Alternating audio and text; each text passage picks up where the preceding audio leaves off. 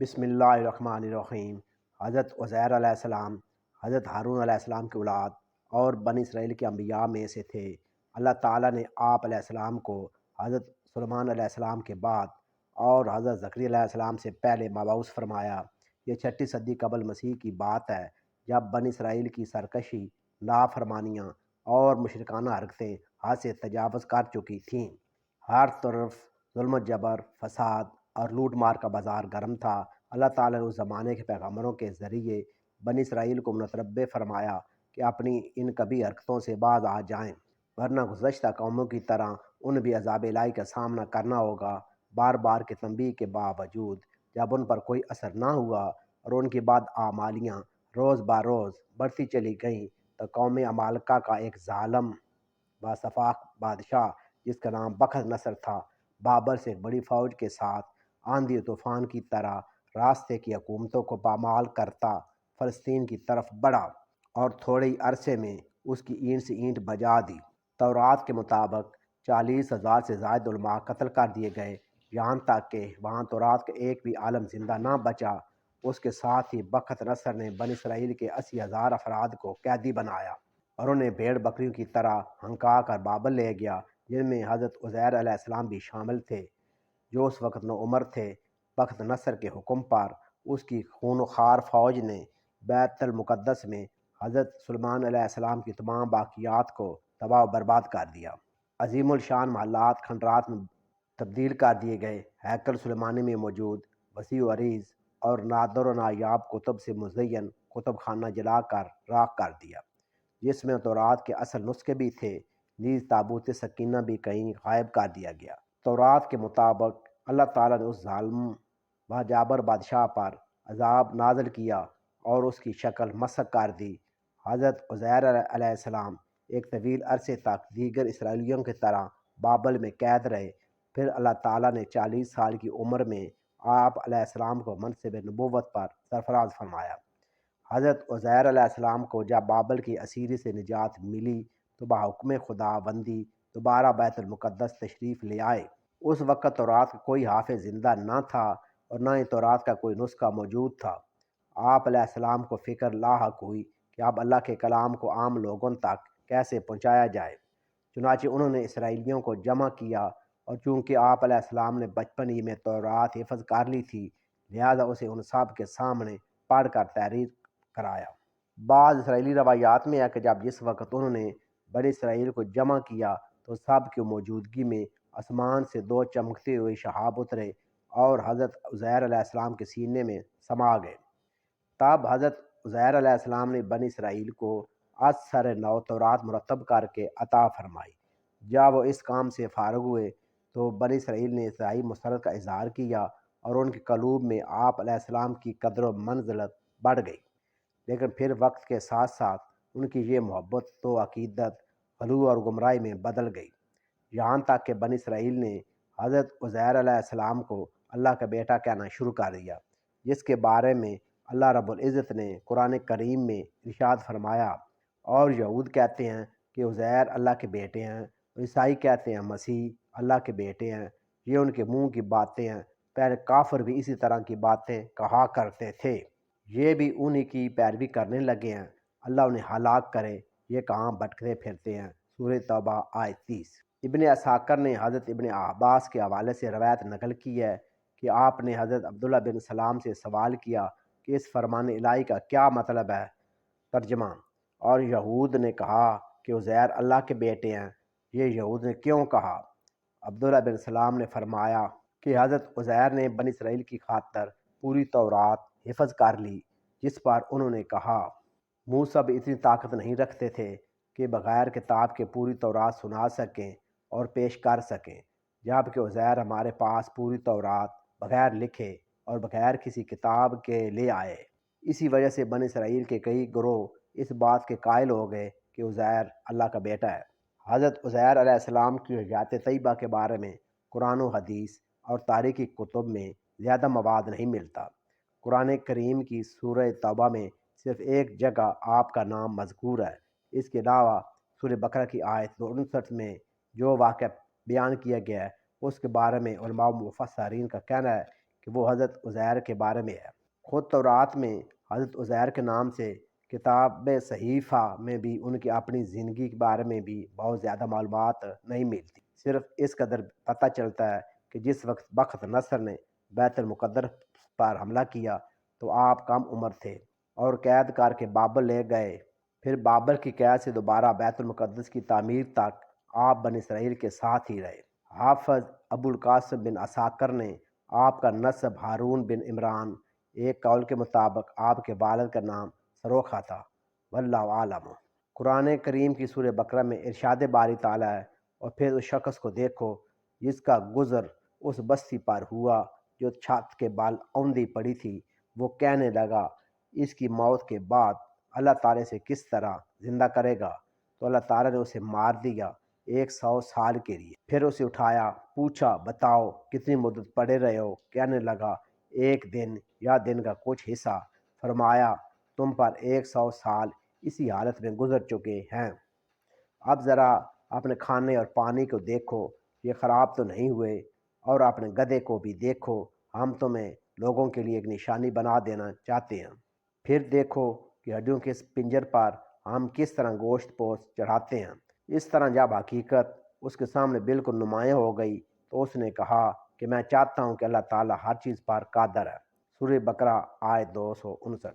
مفسرین فرماتے ہیں کہ اس آیت میں جو اس شخص کا ذکر ہے وہ حضرت عزیر علیہ السلام ہے۔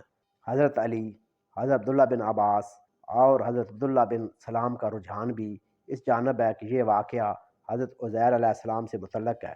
مفسرین فرماتے ہیں کہ جب حضرت عزیر کو بابل میں نصر بخت کی قید سے نجات ملی تو اللہ تعالیٰ نے انہیں حکم دیا کہ اب تم واپس بیت المقدس جاؤ، ہم اس کو دوبارہ آباد کریں گے اور ایک خوبصورت اور پر رونق شہر بنائیں گے۔ چنانچہ وہ جب وہاں پہنچے اور شہر کو تباہ و برباد اور کھنڈر پایا تو حیرت اور تعجب کے ساتھ بے اختیار ان کے منہ سے نکلا، اس مردہ بستی کو کیسے زندگی ملے گی؟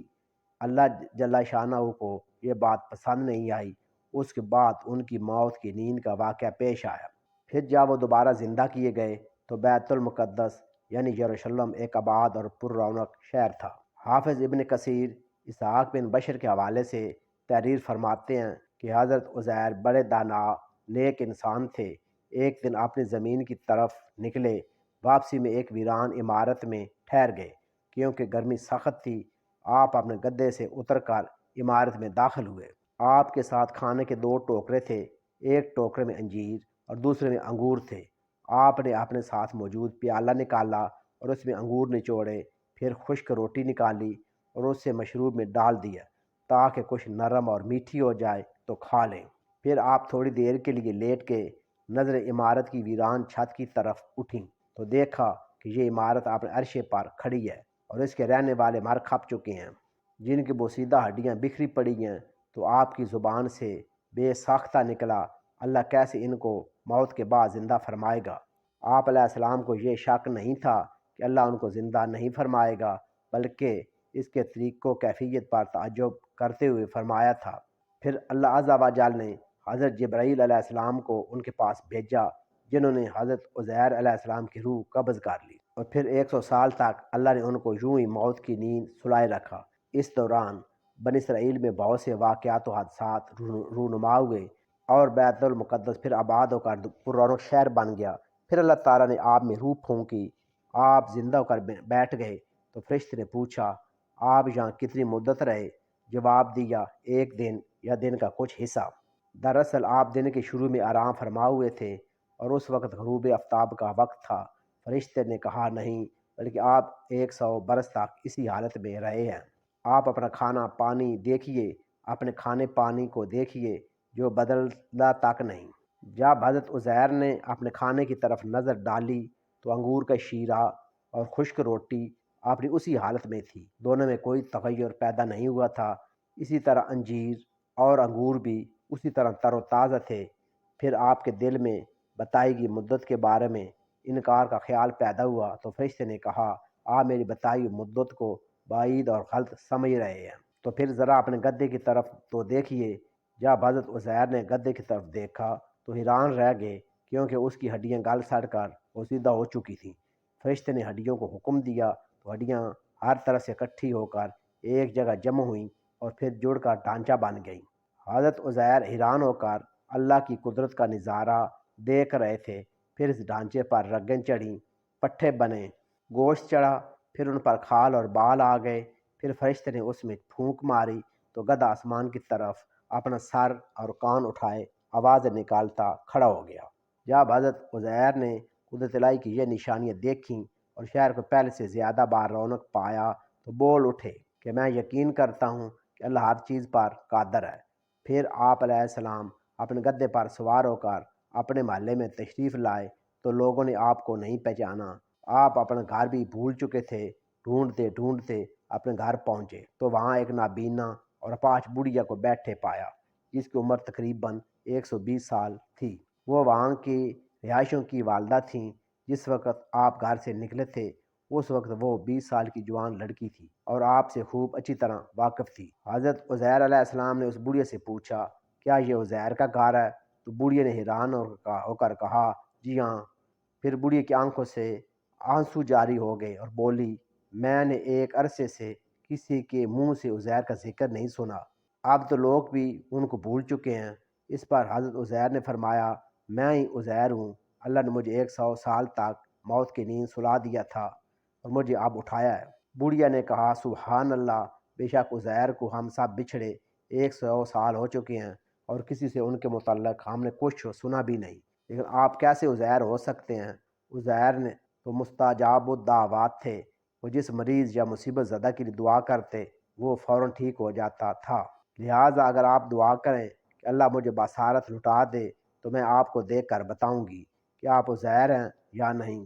حضرت عزیر علیہ السلام نے دعا کی اور اپنے دست مبارک کو اس کی آنکھ پر پھیرا تو اس کی بصارت بحال ہو گئی۔ چونکہ وہ اپاہج بھی تھی اس لیے آپ نے بڑھیا کا ہاتھ پکڑا اور فرمایا، اللہ کے حکم سے کھڑی ہو جا۔ تو اللہ نے اس کی ٹانگیں بھی درست فرما دیں۔ بڑھیا نے آپ کو دیکھا تو پکار اٹھی، میں گواہی دیتی ہوں کہ آپ ہی عزیر ہیں۔ پھر بڑھیا ان کو لے کر بنی اسرائیل کے محلے میں ان کے عزیزوں کے گھر پہنچی۔